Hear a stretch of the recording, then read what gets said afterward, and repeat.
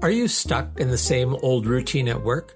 Do you find yourself hitting a creative wall, unable to see beyond your current perspective? It's time to break free and unlock the power of fresh perspectives.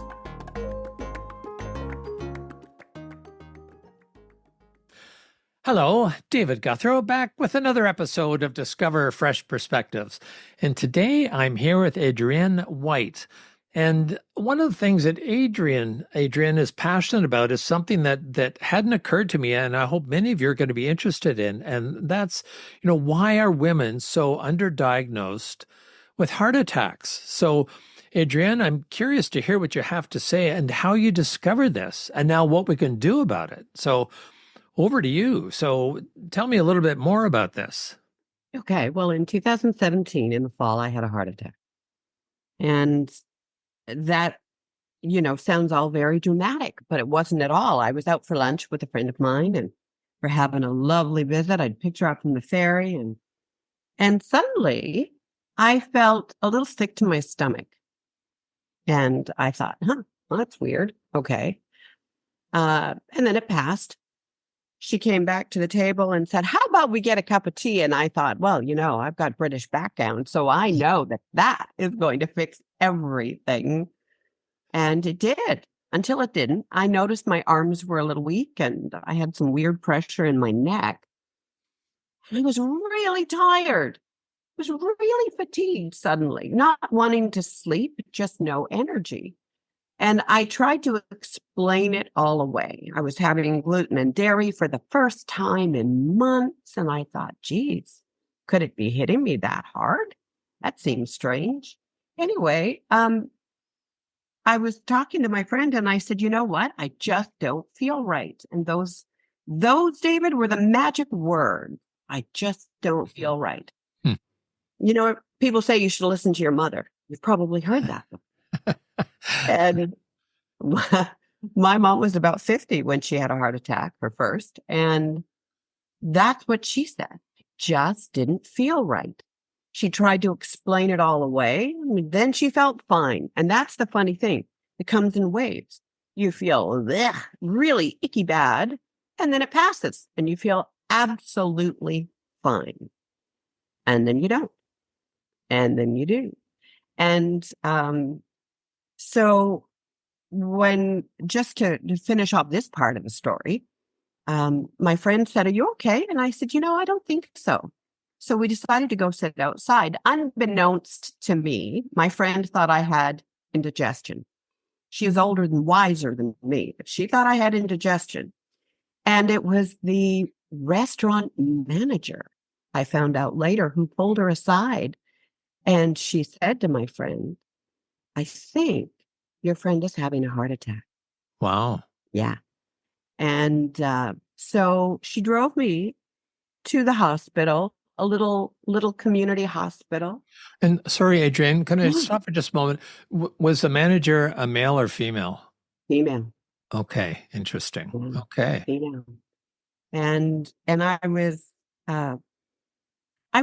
inspired by her. And what I started doing, and I want to tell you about it, but not right this second. Ask me about the cards a little bit later. Okay. She inspired cards. Anyway, so it was all very calm at the hospital, went into the tiny little emerge section and had a chat and said, I think I might be having a heart attack, but I don't know. She said, any chest pain? No. Any pain down your arm? She didn't say it like that, David. That's just how I'm interpreting. And I said, no, none of that. So I could tell I was being discounted a little bit already. And this is by the triage nurse, was it? Okay. Yeah, exactly, at the hospital. So anyway, to their credit, they took me in, they hooked me up. And the nurse there kept saying, no, any chest pain? I said, no, I feel sick right now, but it'll pass. And she said, what do you mean it'll pass? I said, I don't know. All I can tell you is what it's been doing. And I feel horrible. And then it passes until it didn't. And then this fresh-faced young doctor came up to me and he said, Miss White, it appears you're having a heart attack. Hmm. And I said, oh, no, I'm not. Sorry about that. I've been squirming around so much. I think I've screwed up your wires. He said, no, you're having a heart attack. Like, oh, okay. And it was that calm. It was that sedate. It was that civilized. It was very Canadian. So, that was the heart attack. And okay, and so it was only detected when you were doing an ECG or something like that they found something irregular. Like, how did they finally come to the conclusion that it was a heart attack? Well, I didn't ask, but they do a few things. They look at enzymes, and I think because I was hooked up to the heart monitor at the time, they could see it happening. They don't usually have that luxury, David, because there's a University of Alberta study from a few years back, and they said 78% of women are misdiagnosed when they start heart disease. Yeah. A huge number. Women are this blows my mind, are 7 times more likely to be released from an emergency room while having a heart attack. That's frightening. I know. It's frightening to me that anybody is released, let alone 7 times more likely to be released when they're having a heart attack. And the thing is, I mean, you've seen it on TV. If I say to you, well, if I ask anybody on the street, what are the signs of a heart attack? What are they going to say? Chest pains or something like that. Rushing chest pain, elephant on your chest, sweating, pain down the arm. Yeah, none of those. I have none of those. And most women don't. And some men don't. So I realize you're not a physician, but is there like any sense of why that is? What's going on with all that? Well, I'm glad you asked, because I do have a little opinion about that. Yeah. So, well, okay. The answer is our medical people, including our first responders, and they're wonderful and they're well trained, but the research was done on men, by men, for men. Now, I love men, and y'all are 50% of the planet. So there are a whole bunch of people that are not being represented in the research and in the data. Now, originally, it was largely because women were considered small men, really.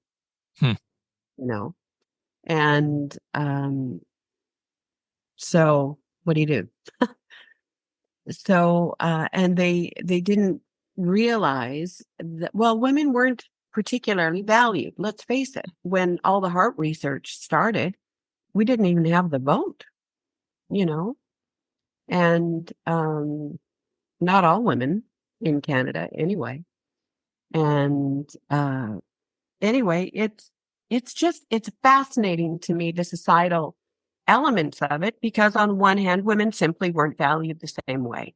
I think that's a fair statement. I don't think that's a hysterical statement at all. Yeah, well, and it reminds me, not diverge, but another friend of mine is sort of on the path to make some changes about personal protective equipment, because a lot of that has been designed for men. For men. And guess what? It does. What a surprise! It doesn't fit women, but a lot of the manufacturers still manufacture it for men or small women. And you've seen a lot of the crash test dummies and things like that. A lot of that research again has been, wow. I know. Well, and I used a word that's also really relevant, and that's hysteria. And I don't know how much you know about the history of hysteria, but it was actually a medical diagnosis, a psychiatric diagnosis. And it was strictly for the weaker sex, don't you know? So women were diagnosed with hysteria. When? Well, if they disagreed with men, if they got upset about something, because that's just not how women were meant to to act and behave. And so there was a legitimate fear that if women made a fuss about something, that they would be institutionalized. And so they were likely to be institutionalized. They were likely to be pulled away from their family. And that's over hysteria. That was in the medical books until 1980. Wow. Yeah. So women typically, especially women over 60, don't want to be a bother. You may have heard some women in your life, oh, My I don't mom, want to be a bother. yeah, Yeah. my mother, totally. Yep. Yep. So women are part of the problem. Society is part of the problem, and our medical research is part of the problem. So I talked about, some of the societal things for sure, because women weren't, particularly valued. And also, and this is interesting to me, only men, and I use this word in a different way, deserve to have heart attacks because men are under stress and men work hard. Hmm. So that's why men have heart attacks and women don't, except women do. And in fact, some of the research right now is saying that women have more heart attacks than men. So, and we have weird beliefs. Like, we just are weird. When trains came out, they didn't want women to ride trains because the trains went over 50 miles per hour and they were afraid, you'll love this, that their uterus would fly out. I don't know where, maybe fly out through their vagina. I don't know. But they actually, this is documented. They believed that. So there was a little misunderstanding about women and women's bodies. So this whole concern from a medical perspective is wrapped in a social context. You got it. Which is much bigger and much harder to change. Yeah, it really is. It really is. And awareness is part of that. And I say that because a friend of mine who is actually quite an intelligent, lovely man was trying to prove a point. And he said, what rights do men have that women don't? Oh, that would have been a long conversation in response. Well, and I know what he's going for. And I said, oh, you mean the right to make the same amount of money? He said, no, that's not what I mean. I said, oh, you mean the right to go into a parking garage without being afraid for your life? He said, no, I mean legally. So, of course, today in Canada, he's right. And that has not been the case in his lifetime or mine or yours the whole time. But today that is right. But, only 14 countries have full equal rights for Canada, for women. And so there's still a societal, what's the word? Preference? No, bias maybe. Well, it's kind of like it's in something that's not seen, but it's in the air, it's in the ether, right? Yeah. That affects everything. I even think of how many times I've heard men say to women much more frequently this, and I've got, wife, my daughter's 24, so I get this, pounded into my head. So when you say, oh, you're just overreacting, I hear that being said to women many, many more times than men. Yes, you will. And you know what? That's that hysteria thing. And even if younger women aren't aware of that, it's a cellular thing, David. Jiminy Cricket, you can't have the history of women in your life under fear of being thrown into a mental institution for having an opinion or getting worked up about something. You may already know this. Do you know what the medical answer was for hysteria? No idea. Genital stimulation, orgasms. There were medical clinics to give women orgasms because they figured that was the cure to hysteria. Dun, dun, dun. That was how long ago? That was not long ago. That's how the first Wow. vibrator was invented. That's how the first vibrator was invented. So Wow. Huh. so we've got this interesting sort of societal umbrella, and and you said it very well. It's in the ether, and and it just makes for a context. I think we're missing context very much in life when we just look at what's happening today or this year. And there really is a very important context around this. Here's another one. The doctor's always right.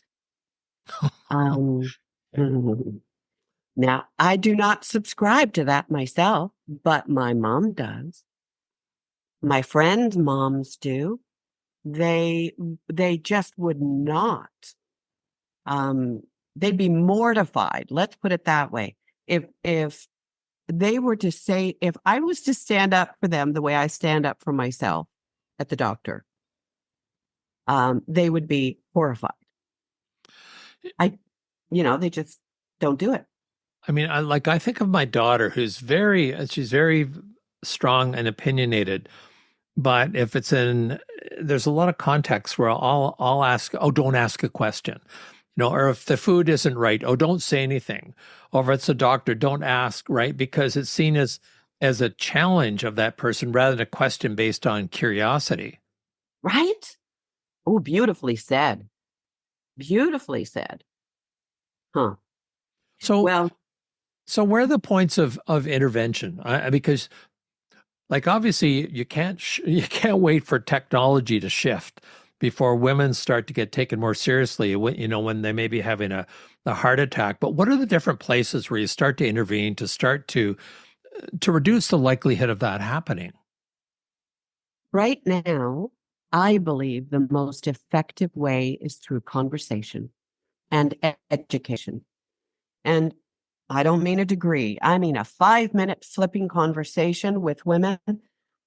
I thought at one point, geez, if I could reach 40,000 women a year or whatever, that we could make some real dents in this. And what I've discovered is people don't like to talk about heart attacks, David. Imagine that. They they really don't. And I don't either in the ways that people do, I'm not interested in the conversations that say, oh, this is so unjust. Well, it is what it is. How can we move forward? I'm not interested in the conversations that say, oh, this is scary. Like, well, no, not if you have information. So now you do, move forward. But people don't generally like to talk about heart attacks. I think that's part of it. So how is it different, or is it different from a stroke? So you see cards everywhere Mm, about the signs of a stroke, like mm, weak arm, this, that, and the other thing, face drooping, things like mhm, that. mhm. And just that builds awareness because I see those everywhere. So Yeah. is there an opportunity for something like that for heart attacks, and should there be a different one for men than from women? Well, I think the answer is we should all know all of them because most men I know have some women in their life that they like Yes, and yes, would, yes. So I think it's good for all of us because both men and women do have what they call, and this is telling all by itself, David, they call it atypical. Women have atypical heart attacks. No, we don't. We do not. We just don't have what the research is showing because it's been done on men. So, even the diagnosis atypical is showing that we're separate from. But yeah, absolutely. I'm so glad you're doing this because the information will get out. And I've talked about some of the symptoms I had, which are very common for women.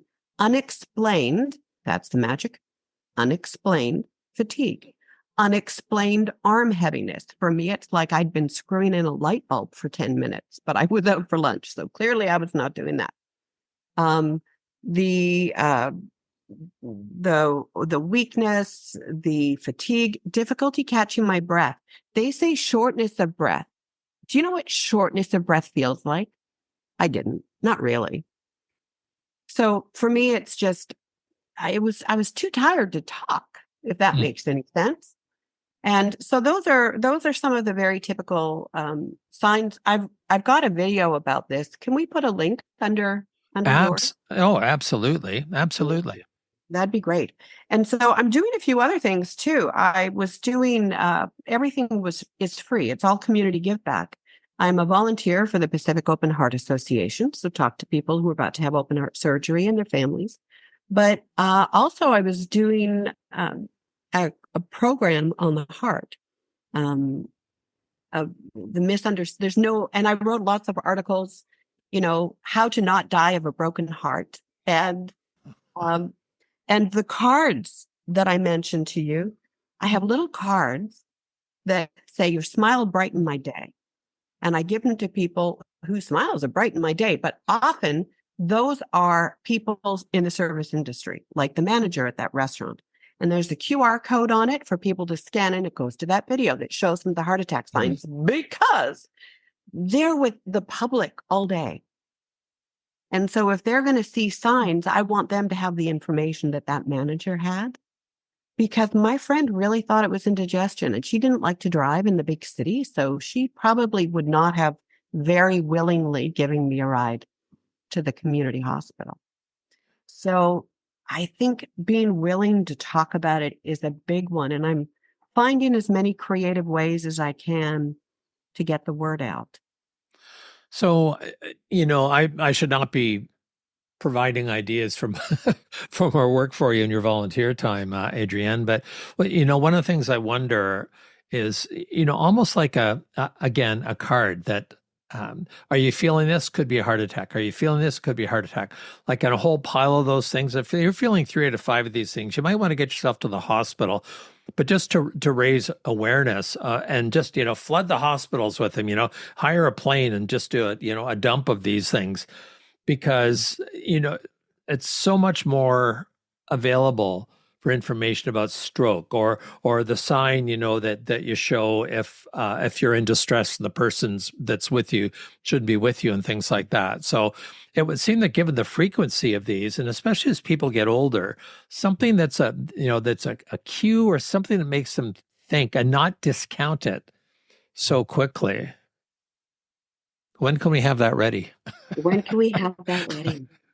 Well, like I said, I'm doing the little bit that I can to try and get people's interest and just quickly, because it's like not even a 5-minute video, right? And the Heart and Stroke Foundation does a great deal of work, to be sure. They really do. And if you Google women and heart attacks, you'll find all kinds of things. But for whatever bizarre reason, this does not go mainstream. I should probably do a TikTok video or something. Mm-hmm. If any of you are on TikTok or know how to do TikTok, do call me. If you become an expert in that, David, let me know. But I think it's just being willing to talk about it and to advocate. That's another big one, right? Ignorance is a huge part of the problem, but women are also the problem. We are good at advocating for others. We've been told a good woman is not selfish and is not hysterical. So, yeah, So one of the things that you said, Adrienne, is that, if you Google women and heart attacks, it shows up. But that means that someone has to be thinking about Googling it. You're right. Like that, like that's too late. It is too late. It's great that it's there, but it's too late. Yeah, 100%. I'm so this Christmas we've got the neighborhood. I'm in an apartment building. The neighborhood around me, the houses they've just done such a beautiful job over the holidays decorating. So I've been meaning to do this for years and years and years. And I finally had postcards printed that I mailed to the ones that did a gorgeous job, just saying, "Hey, you make the neighborhood better. Thank you. Really enjoying it. Appreciate your work." And on there is a QR code. Scan me if you know women over 40 that you care about. Goes to the same video. And happily, the viewership of the video went up, not nearly as much as I would have liked. But I think have you noticed, David, that we don't like talking about stuff, important stuff? often? Well, yeah, because and I can think of a number of reasons for that. Sometimes it's because it's not comfortable, sometimes because it's not psychologically safe, and sometimes because there's a perception that it's inappropriate where we're having that conversation. But a Sure. lot of those important conversations need to be initiated by someone. It's one of those someone should do it, right? Exactly. Exactly. And, I also have these conversations around death and how to die and save money in the process. Because death is ridiculously and unnecessarily expensive. So this is one of those conversations that people almost feel superstitious about. Hmm. They don't want to talk about it because maybe they'll bring it on if they talk about it. But that's not the case, right? So one of the challenges is uh, we, as women particularly, we explain away everything because we've got things to do. We're busy people, kids to pick up, jobs to do, stuff that needs our attention. And so when we explain it away, I'm sure you've done the same thing. You're not feeling one day, and you're thinking, what's that about? Right? And or your stomach feels weird after a meal. Well, it's probably the meal, right? And so a lot of these symptoms are just regular symptoms, like you feel sick to your stomach, you feel tired. We've all felt tired. But the magic, pardon me, word is unexplained. So the Right. unexplained deep fatigue, the unexplained nausea, the unexplained pressure in the neck, the unexplained a weakness in the arms. For me, it was both arms. Y- So, yeah. I guess the only potential problem I can see with that is that we're really good at rationalizing darn near anything, right? The reason my arms are so sore is because I was raking yesterday and all those other kinds of things. So, not to go, not to discount the things that are unexplained too quickly, and to pause and just think about them. Yeah, absolutely. And, a part of the solution here, my friend, is men. My mom's husband, she the symptoms that she was describing, the unexplained symptoms, were not earth-shattering, but he knows her and he knew her well enough to know that this was not normal. So he said, if you don't come willingly with me to the hospital, I'm putting you over my shoulder. No. And he's a very, very gentle man, but he knew something wasn't right. And so I think women are part of the solution, but this needs to be everybody. This needs to be everybody just being aware. I think the educational part or informational, that's less intimidating. The informational part is important. The advocating for ourselves and each other, I think, is another thing. And I have noticed this, David, a lot of people who've had heart attacks, male and female, but particularly female, have a huge amount of embarrassment and shame Wow. around it. Yeah. So then they don't talk to their people about it. So none of their people learn what's going on. But for whatever bizarre reason, I am not of that ilk. Thank goodness. So, yeah. Well, I can assure you that I'm going to be, because my wife had open heart surgery when she was a teenager. And I don't know if that makes her more prone to it or not, but I kind of like to be around for quite a few more decades, as with my daughter. So I'm going to be looking at that video as soon as I get that URL. So, Adrienne, I'd like to thank you so much for something that certainly I hadn't thought about or was aware of before. And hopefully it will make other people take notice and take it seriously and do what they can to be aware of some of the symptoms and some of the other social things you talked about as well. Like, let's get over the stuff about having to be tough and being to be hard and having to be the one that keeps family going and all those kinds of things at one's own expense. So, I think we've both got some good thoughts, both around the heart, but also around the society that we live in and the slow progress we're making in reducing some of those totally inappropriate differences. So thank you so much for being here today. And I'm David Gouthro. I've been here with Adrienne White. This is an episode of Discover Fresh Perspectives. Look forward to you listening the next time.